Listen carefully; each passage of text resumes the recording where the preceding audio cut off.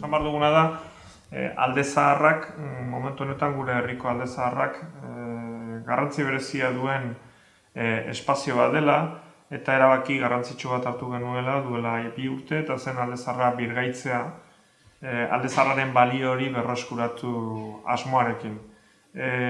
Horregia dena da, alde zaharraren birgaitzea aztertzerako orduan bai argi eduki genuena zen modu integral batean aztertu behar genuela, soluzioak eman behar genizkiela bertako etxe bizitze guztiei eta soluzioak eman behar genizkiela modu oso integral batean. Eta zalantzarik gabe hor, gai energetikoak garrantzi berezi bat badu.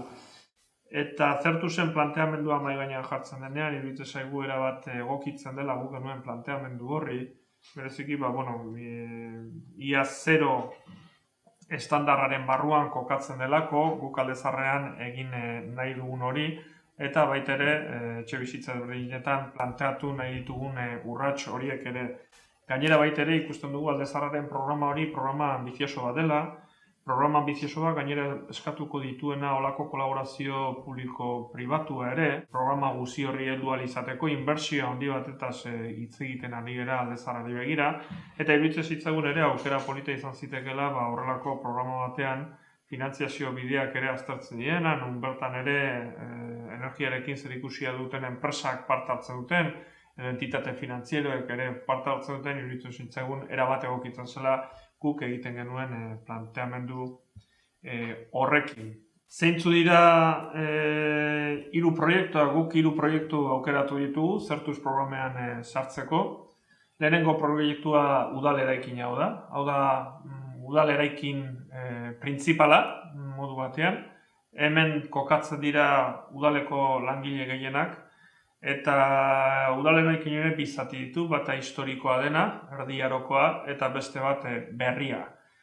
Bai ikusten genuen importante izan zitakela udalean sortzen ziren azterketa bat egitea udalaren beharren inguruan, energetikoki dituen beharren inguruan. Hau da, ze gastuak suposatzen zituen eta ze aurrezpen suposatzen zuen horrelako proiektu batean sartzea. Eta horregatik iruditzen zitzaigun zuen dimentsioarengatik eta eredugarria izan zitekelako gainotzeko eraikin publikoetarako iruditzen zitzaigun importantea zela udala eraikina bera sartzea. Bestetik Kapitain etxea eraikina dugu, momentu honetan bertan gabiltza lanean. Kapitain etxea alde zaharrean kokatzen den eraikin bat da, Erdi Aroko eraikin bat da, eta konkretuki ikusten genuen zen importante izan zitekeela nolabait beste garai bateko eraikin bat egungo eraikin batean bihurtze horretan, birgaitze horretan, hau da, klasikoak modernoa bilduko zituen eraikin horretan, baita ere kuestio energetikoak ere kontutan hartzea. Eta ikustea nola lortu genezaken estandarria zero hori. Eta gainera, interesante izan daiteke Kapitain etxean honetan egiten ditugun obra horiek, kontutan hartuta kontestu generala eta gure alde zaharraren bizi berritze hori. Iruditzen zaigulako eredugarria izan daitekeela gero, ere aplikagarria izan daitekeelako.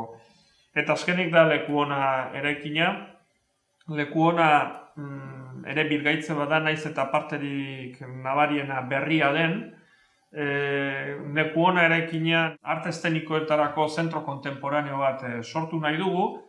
Eta baita ere egoki iruditzen zitzaigun, kontutan hartuta zer referentzialtasun maila izango duen, kontutan hartuta probintzia osoko azpiegitura bat izango dela, eta kontutan hartuta gainera zentralidade bat hartuko duela gure herrian, iruditzen zitzaigun importante izan zitekeela bai gure buruarekiko eta bai herritarrekiko ere horrelako proiektu batean ere sartzea eraikin hori, beti ere helburu energetiko horiekin eta ia zero estandar horiek lortze aldera. Horregatik ere kokatu genuen proiektu honetan Lekuona eraikina. Beraz, 3 proiektu, udal eraikin printzipala, Kapitain etxea alde zaharrean kokatzen dena, eta bestetik Lekuona fabrika deitzen dioguna. Eta azkenekoz, urtebetez lanean aritu ondoren, zeintzu dira guk balioan jartzen ditugun elementuak, ez? Batetik gure 3 proiektuak beste atzerriko 9 proiektuekin harremanetan jartzea horrek balio erantsi bat badu, hori zalantzarik gabe, beste proiektuetatik ikasten delako. Birgaitzaren alorrean ere importantea da beste eredu batzu kontutan hartzea, eta elkar harreman horretan, eredu desberdinen aztertze horretan, guretzako ere aplikagarri izan daiteken hori kontutan hartzea.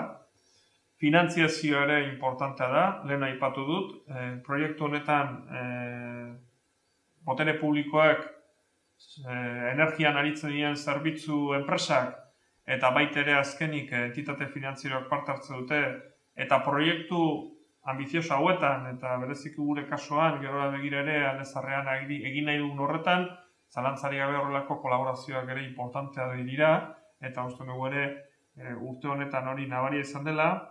Udal langileen formakuntzan ere eragin du proiektu honek, ereduen aplikazio praktikoa lortu delako, eta azkenik aukera ematen digulako ere egoera honek beste udal batzuei ere baliabideak eta adibideak erakusteko.